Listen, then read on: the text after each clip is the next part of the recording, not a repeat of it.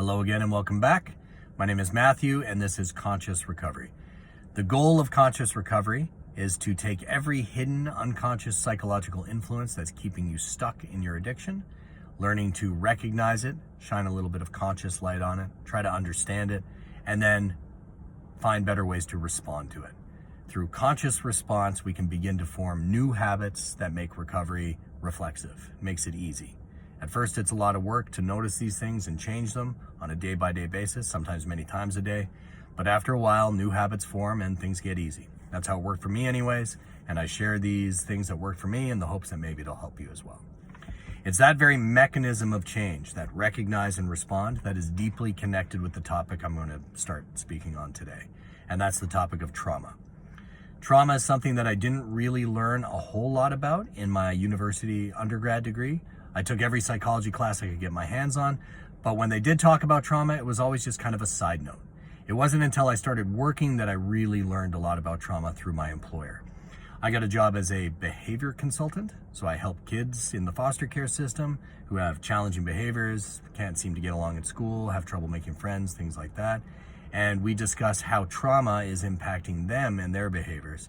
We help them to recognize it, understand it, and then find better ways to deal with it. It was through that work that I started to notice a lot of parallels between how we helped kids address their trauma and the strategies that I found success with in my addiction recovery. They were the same strategies. The same things that help soothe trauma and heal trauma were the same things that were fixing my addiction. It's then that I learned that the whole time I thought I was healing my addiction, I was actually healing my childhood developmental trauma.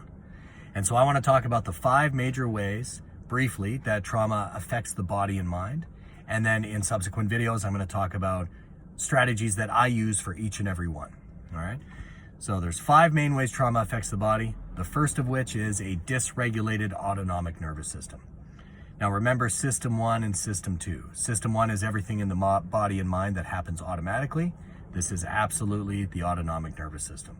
It's everything from the neck down that your body just does automatically without you ever really thinking about. It's heart rate and breathing and digestion, it's threat detection, it's fight or flight responses, all this stuff that happens, your body responds automatically without your decision to do so. And trauma dysregulates this system. It makes it hypervigilant. It makes it more sensitive to stress, always on edge. Because if you're a child born into trauma, if you're born into an environment where the people that are supposed to be caring for you, supposed to be soothing you and helping you and feeding you and loving you, don't, well, then you know very quickly, your body learns that you were not born into a safe environment. And your body responds with survival wisdom. It becomes more threat sensitive. It becomes on edge. It becomes more hypervigilant to danger because your body knows that you've been put into a very unsafe place. And if you want to have a chance at survival, you better up your defenses. So that's the first way trauma affects the body. Now, with a dysregulated nervous system comes a dysregulated limbic system.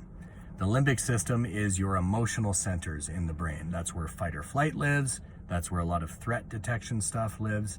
It's the amygdala, it's the hippocampus, the limbic system, okay? You respond to danger quicker and easier with a dysregulated limbic system. Just think of anxiety as the perfect example. Anxiety is when people become nervous and anxious about things that wouldn't generally bother a person who doesn't have anxiety disorder. That's because of a dysregulated limbic system. That's one of the reasons why anxiety can exist. That's what it was for me, certainly. Think of it like a smoke detector that goes off too often.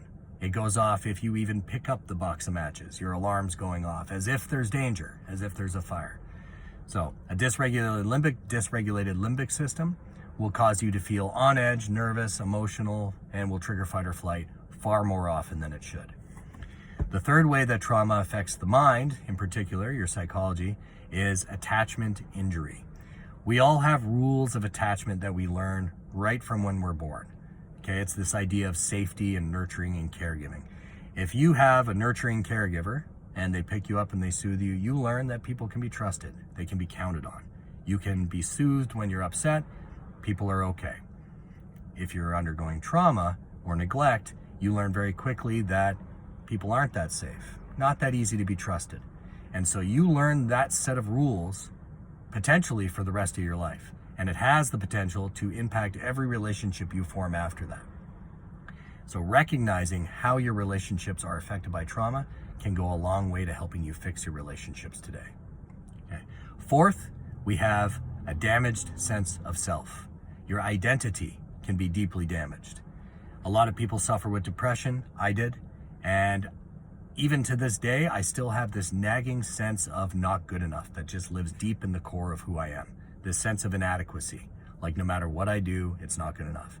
I believe that that's because of my trauma. I was left with this sense of damaged identity. Like there was bad things that happened to me, and there was people that knew they were happening and didn't really step in to stop them. And so maybe along the way, I kind of came up with this idea that I'm not worth protecting, or I'm not worth taking care of, right? So a damaged sense of identity, definitely one of the ways trauma impacts you. Finally, there's diminished executive function. And this one's tricky because this is system 2 thought. Everything that we plan and decide and strategize with is diminished. If your body's constantly dysregulated and your emotions are always on the edge or fight or flight, and you're always looking around at other people thinking they hate me, okay, your body and your mind are not going to be optimized for figuring a way out of your addiction. Your mind is very preoccupied with everything frightening and upsetting and dangerous. And so it's a little hard to sit down and focus and come up with a strategy to quit your addiction when you're in survival mode all the time. That's diminished executive function. The best parts of your brain, system 2, are a little underperforming. All right. In my next video, we're going to start with the autonomic nervous system. We're going to learn how to soothe that first. There's plenty of other videos on how to do this. Find the one that works for you, but I'm going to go through in my next video the strategies that work best for me to calm my body so that I can have a chance at calming my mind. All right. See you then.